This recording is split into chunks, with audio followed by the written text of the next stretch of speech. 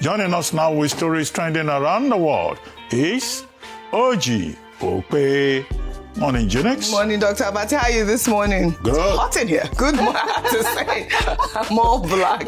Good morning, Rufy. Why are you frowning? What happened this morning? I was up all night. Oh, me too. Joy, welcome to the club. Well, all right.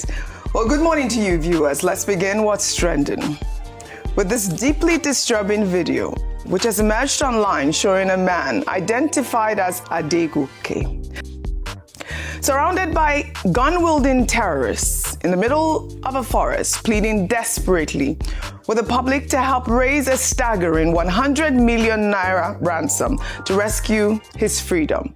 Adegoke says he was abducted just last Friday on his way to Sokoto and has offered his brother's contact number to solicit any help they can get. Let's take a look. Ladies and gentlemen, brothers and sisters, my name is Adegoke. I was on my way on Saturday, the 6th of March 2026 to Sokoto while I was apprehended on the way. And the ransom has been set at 100 million naira. Please, brothers and sisters, I'm begging and pleading that you guys should please help me so that I can leave this place alive. The people have granted me, they promise that as long as the ransom is paid, they will allow me to go. Please, I am begging. Help me with whatever you can so that I can leave this place alive. Please, and if you want to reach out, you can reach out to my brother on 080 62 13 080 6213 22889. Please, and get further information from him. I beg you all, please help me. Friday, this is distressing to watch and, heartbreaking to imagine. Adegoke's brother Tunde can be reached on the number on your screens right there. But beyond one man's desperate plea, this video is a damning reminder of the shocking level of lawlessness and brazenness that terrorists now operate with in Nigeria in broad daylight, on public roads with no fear whatsoever. Rufai, you were saying you were speaking with this young man's brother. This is not the first sort of video that we have seen like this. I remember we took another video like this. Thankfully, the young man was rescued. I believe he was a young Afenifere leader at one point as well. We saw another video. That was I advocated for yes, it. Yes. If you remember, I got in touch with people close to him. And we started, I think we sent the story, I sent the story over to you. Yes, we had the story. This person, I think this person that came was an Adeniro or something. We spoke deep in the middle of the night as regards this matter. Yeah. Kept on telling me about the family circumstance. Nothing can be done. That please, how can you help us amplify this? They should raise the money. They don't want this person to die. You see, Oji, my biggest fear is not even in raising the money.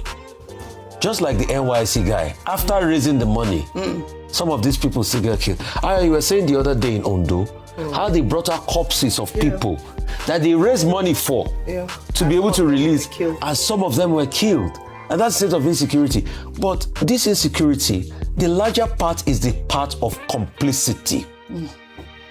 The complicity of the officials across every security architecture in this country. The massive level of complicity. So what are we going to do? We praise the military. Yes, they've been able to take back their base in Ngoshe. We hear, I think there was an operation as regards that. But cases like this just show the country is not secure. So what did the brother say when you spoke with him? Family plights, they don't have the money anywhere to raise. Where was he going to? Where was he going to? Is he from Sokoto? Is he from that area? No, they said he was making a trip. Just a road trip. Now these road trips are around that area. Yeah. The fact that you can't even travel to anywhere in this country is a cause for concern. Oji, the biggest indictment, government said don't pay ransom. But the fact that we're even putting phone numbers on television so people can crowdsource for ransom money. But that's for the security forces as well, just in case they haven't seen that phone number. They never get to do anything about it. That's the phone number for the security forces. About it. Yeah. So please, if they can reach out to him, look for the way they can coordinate a rescue operation, and this person comes out alive. So at least we can even have a good story to tell. Dr. Abati, a quick comment from you. Yeah, I think, we take this type of stories all the time. And it's very saddening. I think that's the word you used. In a country where citizens have rights to the dignity of the human person. The affected gentleman, Adegoke, he said he was apprehended. No, you will be apprehended when you commit a felony. A crime. That's an arrest. He was abducted. I mean, look at these guys. Nobody should be abducted. And you see, priests are not safe. Women are not safe. Young children are not safe. People get abducted all the time. And one of the commitments of the president, who was being quoted this morning as saying he believes in the rule of law, is to make this environment called Nigeria safe for everybody. Can we start making this environment safe for everybody so that people can sleep at home, travel freely, and feel safe within this environment? The second very brief thing that I saw in that thing is there is something they call ICE phone number in case of emergency. Now, this gentleman, he was able to recall his brother's number direct from memory. Very important. I think it's something that all of us should do. At least know the 2-3 numbers. Yes. How many do you know, Dr. Batin? You have a very photographic memory. I can count. My father knew about 100 numbers. Yes. I'm serious. He knew about 100 numbers. It helps in this kind of situation. He didn't have a phone book. We are not praying that anybody should be abducted. We want a safe country. But it could be some other tight corner. Yeah. And people need a number and you don't have your phone. You should be able to call up 2-3 numbers that people can contact. Well, we hope for a safe return for Adegoke. Let's now take this story from Lagos, where a content creator has sparked a nationwide conversation about being verbally and physically attacked for documenting the daily struggles of commuters at the Ikorodu BRT terminal. Ella, the fashionista, a popular TikToker, had been posting a series of videos exposing the long queues and severe bus shortages faced by thousands of Lagos residents trying to get to work every day. Despite receiving threats for her post, Ella kept filming until a woman identified as a transport staff physically assaulted her on camera, threatening to seize her phone if she continued. Let's take a look. If you want to do content creator, go to garage. Go to garage, I'm telling you. If you make any video today, I'll seize your phone. I'm not joking. Yo. If you make any video today, I'm not joking. She said she will seize my phone. Okay. Why you holding my bag? Why you holding my bag? Take your video. You take the video. I will make my video. There's no bus. I don't want me to make video. Do the video. I should go to garage. I should leave my alone. Leave my alone. Go to garage. I don't understand. Go to garage. Force me now. Go to garage. I don't make your video. I make my video. Go to garage. Make your video. I make my video. Go to garage. You cannot stop me. You cannot stop me. See the queue. There's no bus. She had the guts to touch me. Now, this is shocking. This clip shocked users online, with thousands sharing their own BRT horror stories in response, and the outcry worked because Lamata, which regulates the Lagos BRT system, has now responded. In a statement, the head of corporate communications at Lamata acknowledged the growing demand for BRT buses and confirmed that the agency is actively working with private sector partners to introduce more buses into the system. They also clarified that the staff member in the video was employed by a private bus operating company and not directly by Lamata. I mean, a swift response from Lamata and a welcome one. But Lagos commuters have heard promises before. The real tests will be those buses actually arriving at the terminals. In the meantime, Ella, the fashionista, deserves credit for her courage, because it took one young woman with a phone to force an institutional response that thousands of daily commuters could not. I mean, we got a lot of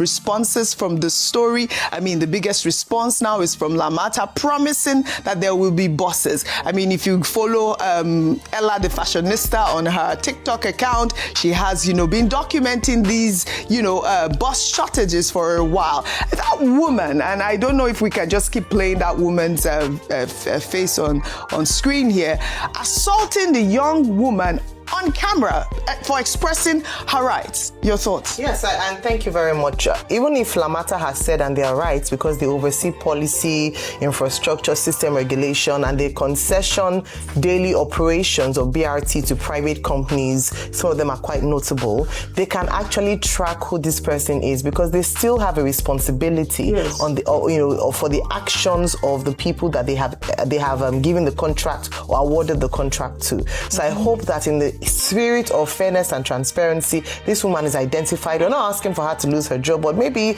it also raises a question around training and retraining of staff members and their the way that they engage with users. In all honesty, she might just have been an overzealous staff who was trying to protect the interests of her bosses, and it's just aggression.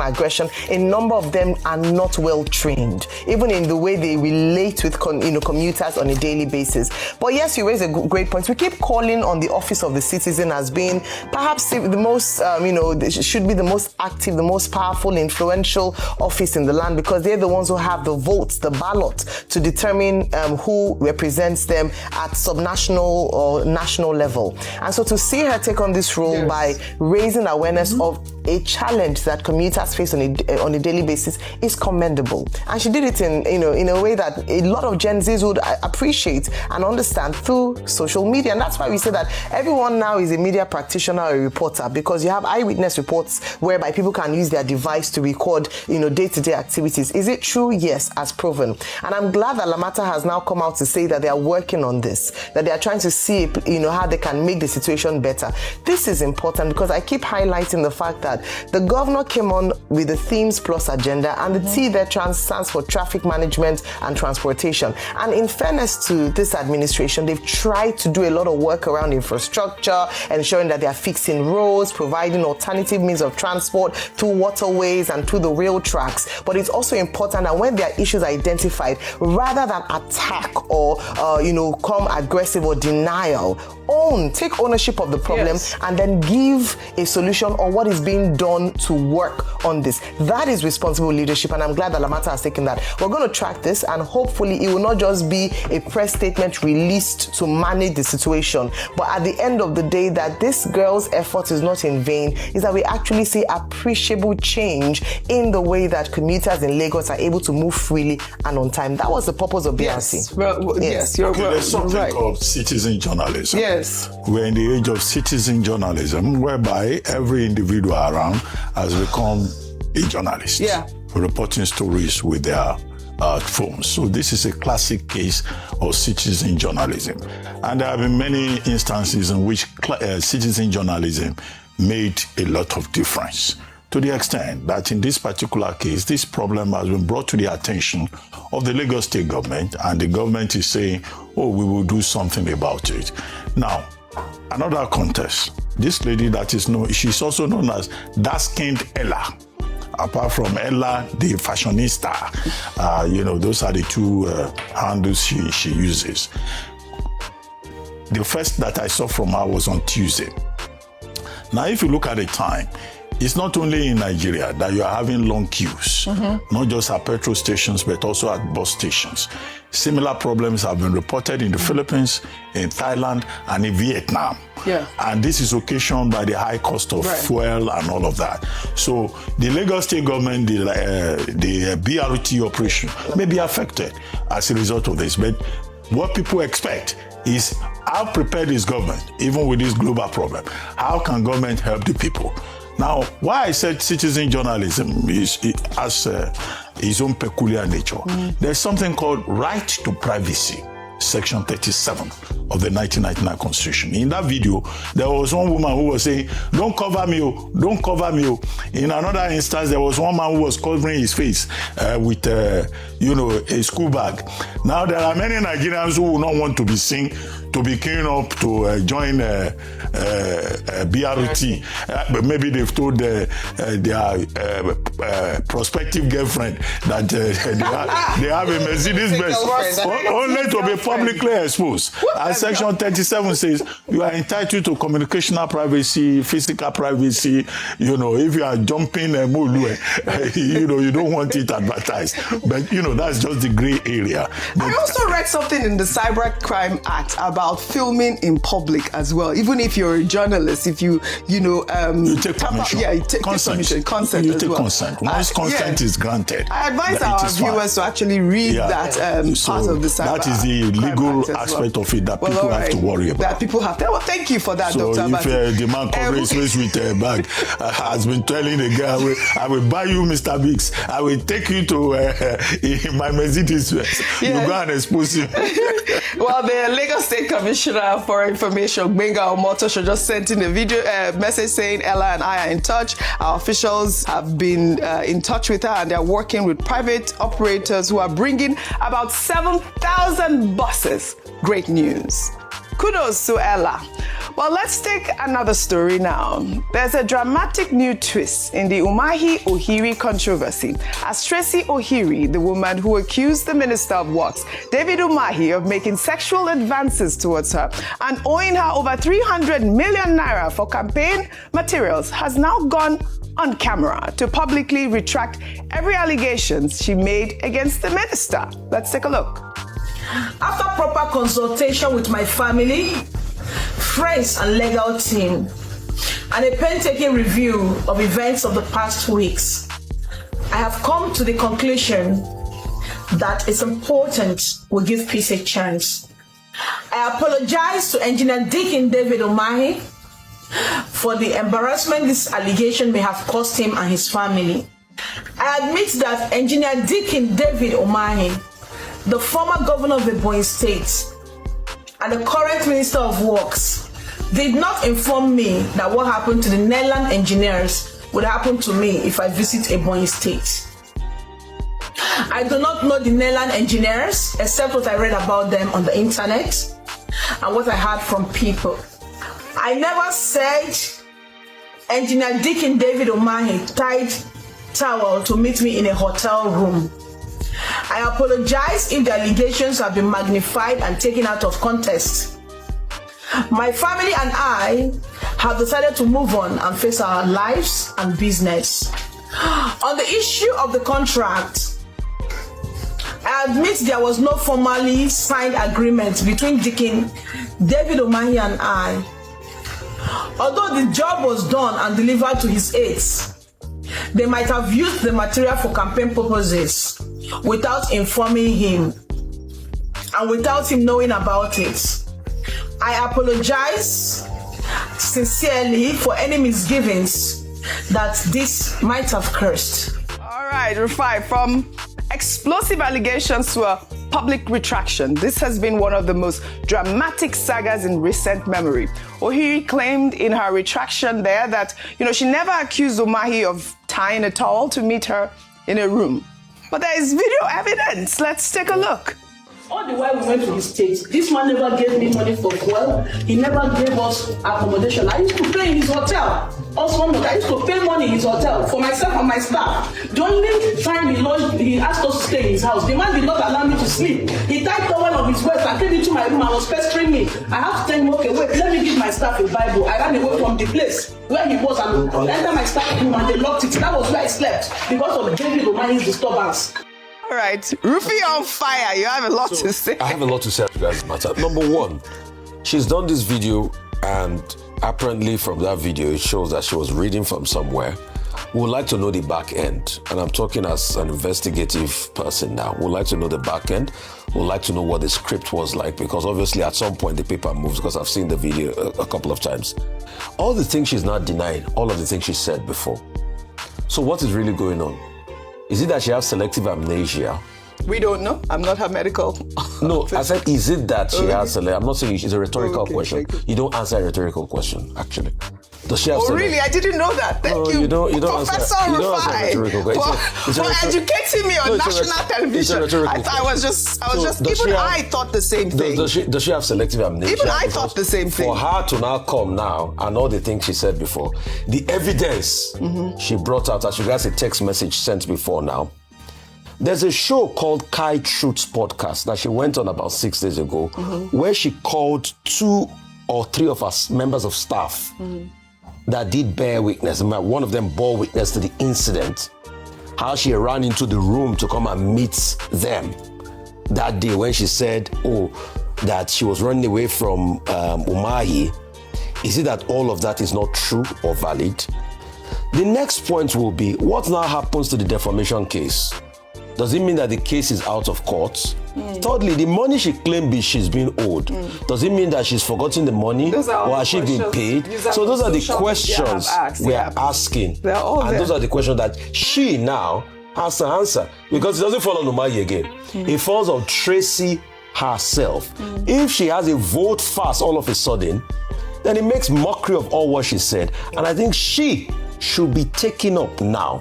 She must be pressed to be able to give us details of all that transpired. She cannot just take Nigerians on a 360-degree vote fast and say all of this without us knowing what transpired at the back end. And it's best she speaks, because our integrity or our personality is damaged forever. All right. So we must be harassment, because this was a big part of this. Yeah, that's why I thought it was important to play that clip. Yes, where she made allegations of sexual harassment by the minister. And the argument for this is that when you retract statements like that, or you make flippant statements like that, you invalidate women who are going through the same thing. And that's why they'll laugh and say everybody brings up sexual harassment. And I recall that when she did, some people were saying that, how do you prove it? Every woman is coming to say this. And it's insulting to others who have a serious case around it. And that's why I believe that either she's further probed or she faces penalties. So anyone who falsely accuses anybody should also face a penalty. If not, this is a big issue. You should not make light of issues that are facing Nigerian women and women across the world and then bandy it around, come with pictures. Because there was also a denial that I've never met Tracy before. She came with picture evidence that they've actually had interactions before. Where does that all go? This is no longer doctored pictures. Oh, really? Yeah, she has not said it was doctored. It's a rhetorical answer. You don't question it. It's a rhetorical answer. But anyways, can I say that I am not surprised, because I have, last week we had seen videos of her actually retracting some of the allegations she's made against other people. We actually played it a couple of weeks ago on What's Trending. So I'm not actually surprised. I was expecting this sort of retraction to occur. That might be deemed judgmental. Let's just take things as face value. Well, so when you I have my opinion. It might be deemed judgmental. I have my opinion. I'm just saying, you have your opinion. I have my opinion. Roofie on fire. Go ahead. That's just it. It doesn't make your opinion valid either. So make sure that you know that, so that whenever you express an opinion, know that it's not it doesn't make it valid, but that's judgmental in nature. That's also indicted. No, I have my opinion. But Rufai, what's the issue? I have my opinion. There's no issue. I will say it again. I have my opinion. Your opinion doesn't supersede others. Why are you arguing? What is Dr. this? Go ahead. It's okay. No, but what is this? Dr. Go ahead, please. It's okay. Let me but what is the argument about? In 1 minute. Go ahead. I said the thing speaks for itself. It does. What is the big deal? When the story came up, I had raised issues about flying the kite, about gender narrative, and also about a woman finding herself in a compromised position, on the basis of the evidence presented before us then. Now, later that same day, I saw all kinds of nincompoops abusing me on social media, saying I wasn't defending the woman. But now the woman has used her own mouth to retract whatever she said publicly, and the thing is everywhere. The question to ask is that it's not only Minister Umahi that she has to apologize to. All the other people that she has abused and hiring social media rats to abuse those persons, including my good self, she also owes us an apology. She had rats to abuse you? But yes. She did? Of course. You have evidence. She had rats. I have evidence. She has made a video abusing me. Abusing you? Okay. You also said that you are an investigative journalist. No, she was an I wasn't aware. Go and investigate. He also said that he saw that they were reading in a prompter. You said you thought that she was reading. She was reading now. Look at her eyeline now. That might be deep judgmental. Look at the eyeline. That might be deep judgmental. Please go ahead. Dr. Basi wants to make a point. Go ahead. Now, the thing to now ask is, Do we have it on record that Minister Umahi has now accepted the apology? We don't know. We can say all we can say, but I think we would like to know if the minister has now said, "Oh, I've accepted your apology." Defamation case, I've instructed my lawyer to go and withdraw it. That's the remaining part of the story. All right, very well said, very well said. Rufy on fire. Table shaker. Well, all right. Now to politics. With Nigerians reacting to President Bola Ahmed Tinubu declaring himself as a die-hard Democrat, the president made this striking admission at the State House Interfaith Ramadan and Lent-breaking of fast in Abuja on Tuesday, telling political leaders that the game of democracy is only sweet when you are winning. Tinubu defended his decision to sign the Electoral Act, saying he submitted to the principle of rule of law despite reservations. Let's take a look. I signed the Electoral Act. I have no choice. I don't want to throw the country into turmoil of argument of nothing. There is an overwhelming majority by the National Assembly that passed the law. If I have serious question or reservation about it, I will have raised it, but I have not. I submitted myself to the principle of rule of law, democracy. I signed. The rest is history. We meet at the polls. The game is sweet. Only when you are winning. Oh, it's all right. We must accommodate one another. We must help one another. We must strengthen the platform. But democracy, is it? Yes. There must be peace, stability, and commitment to rule of law. The game is sweet only when you are winning. Candid words from President Tinubu. But Nigerians on social media are asking, what about those who are losing? Democracy, they say, must be sweet for everyone, not just for victors. Meanwhile, a video making the rounds on social media showing a woman at a Renewed Hope Ramadan palliative distribution event holding a campaign poster and declaring that all those saying President Tinubu will not get a second term will, in her words, die an untimely death. The distribution event, organized under the Renewed Hope Initiative and spanning all 36 states, is aimed at providing relief packages to vulnerable Nigerians during the Ramadan and Lent season. Let's take a look.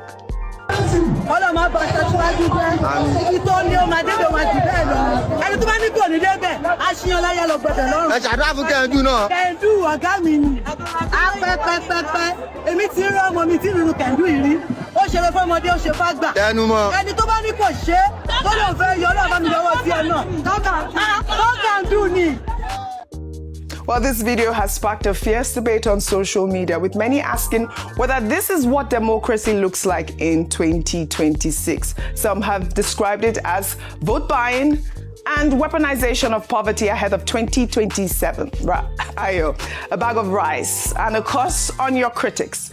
Well, while palliatives are welcome, but when relief packages come with campaign posters and political loyalty, Nigerians have every right to ask who this is really for. You saw that video, you saw that curse, and of course, I know that you guys discussed the fact that President Tinubu said that he's a die-hard Democrat. Your thoughts? Okay, I made my thoughts on earlier, but let me say that the picture of that woman, that video of that woman shows the problem, some of the significant challenges that we face in Nigeria, one of which is poverty, the second of which is education. Let me just say, though, that every Nigerian has a right to support anyone they feel like, for whatever reason. However, it would be better if the reason for a choice is informed, especially from a place of, awareness, education. I think that's very important. I can't take the right of any Nigerian to decide on who to vote, and I don't think anyone should persecute or shame anyone for the reason why they are voting for somebody. However, what we must fix is poverty. Because poverty has become a weapon in the hands of politicians. That's why someone will get 5,000 naira and be willing, or 500 naira in some cases, and be willing to mortgage their future based on that amount of money. Somebody will get a pack of food who has not eaten well in the last 3 years and get one box of food and decide that, hey, this is savior has come. That savior complex based on what people don't have or lack should end in Nigeria. The other part is, of course, education. Because when you hear people talk about things and you're like, why are you supporting this candidate? The reasons some people give don't make any sense at all. So 2 things here. Number 1 is that right from primary school, secondary school, Nigerians should be aware of their rights, of what should be, of what their entitlements should be. People who should be living as kings are working as servants and thanking the people who are holding them in enslavement for crumbs falling from their table. That is, that should not happen. And so what I would prefer would be a state where people are informed in making their choices. But on the matter of choice, everyone has a right to make a choice. Well said. Aya for president. Well, all right. Well, let's head over to Rivers State now to highlight this controversial moment that unfolded during the vetting of commissioner nominees at the Rivers State House of Assembly on Monday, when one nominee, Charity Demua, stunned the chamber by admitting that she had not paid taxes because she's a politician who does not work. Let's take a look. You say you're a politician, so politicians don't pay tax. I don't have work. Okay, you don't have work. I don't have work. It's when I got nominated into the river. So since you don't have work, you have not been paying tax or taxes since 2018 to date. That's what you are saying. Is it only when you have work that you get income? You don't have any business? Mr. Speaker, I think tax generated from your income. Were you not paid salary when you were a caretaker committee? We were paid. You were paid? Yes. Is that not income? But you said you have not earned any income from 2018 to date as a politician, so no tax clearance. And that's what you are telling Rivers people. Madam, that is not nice. You are misleading the 10th Rivers State House of Assembly. I'm sorry, Mr. Speaker, but I think I can still go back No, but you say you have not earned any income now. It's not later. I'm trying to be corrected. Honorable Umba, any question? Demwa was later among 4 nominees ultimately rejected by the Assembly. But this exchange has reignited a fierce debate over politicians' accountability and civic duties, with Nigerian taxpayers asking a very simple question. If politicians don't work, what exactly are we funding? Dr. Abati, this video was quite hilarious for me because, obviously she went back to say, I'm sorry. What were you thinking? You're going for a serious screening like this, and then you lie under oath. Your thoughts really quickly before we take out. Well, the Good News Report. The lawmakers, House of Assembly, they have the power, the right to screen commissioner nominees, which is derived from the Constitution. I think Section 192 thereof. However, this particular woman, she was rejected because she couldn't express herself confidently. It was a very ludicrous, presentation that she made. She said she didn't have work. And the speaker was able to point out that she even had a certain board appointment. Will you consider that to be work? So I don't pity her at all, because the last time she brought in her file the tax evidence that she paid tax was, I think, 1988. And they were asking her, is it that you didn't do any work between 1988? So she was not articulating all. Now, 3 other persons, there were 4 of them that were rejected by the House. There is this man, Professor Alasia.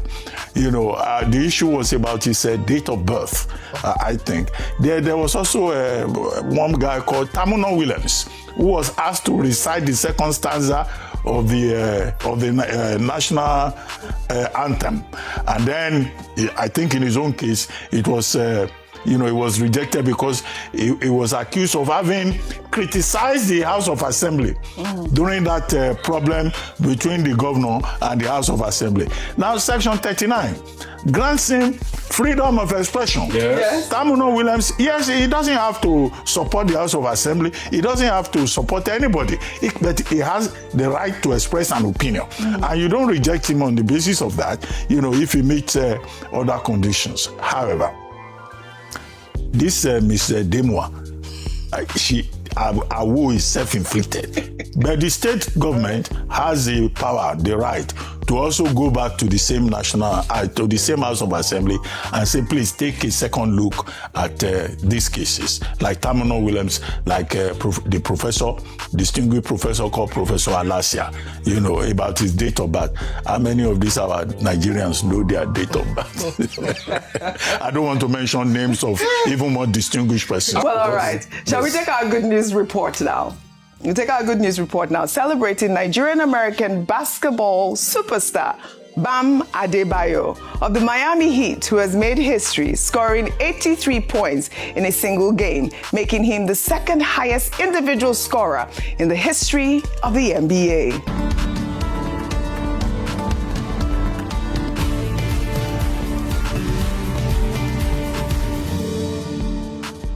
Well, Bam Adebayo achieved the astonishing feat during the Miami Heat and Washington Wizards game on Tuesday, also shattering NBA records for the most free throws made and the most attempted in a single game. Adebayo's record has now surpassed the great Kobe Bryant's iconic 81-point game from 2006, a record that stood for 20 years. He comes second only to the legendary Wilt Chamberlain, who scored 100 points in 1962. After the game, the crowd saying being mentioned with Wilt Chamberlain and Kobe Bryant is legendary.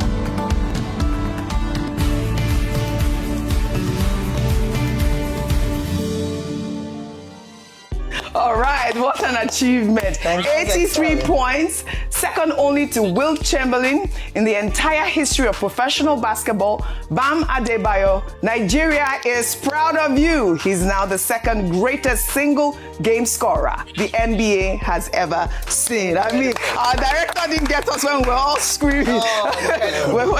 Yes, Adebayo. It sounds like a name from Ogun State. Ogun State, it gets wasted. We'll research it. Well, all right. On that note, I'd love to take it can be from Ekiti, can be from Lagos, can be from all of us. But what a great, thank you all for your great analysis as always on What's Trending. And again, congratulations, Adebayo. Well, that's all I have for you guys on What's Trending today. I'll see you all tomorrow.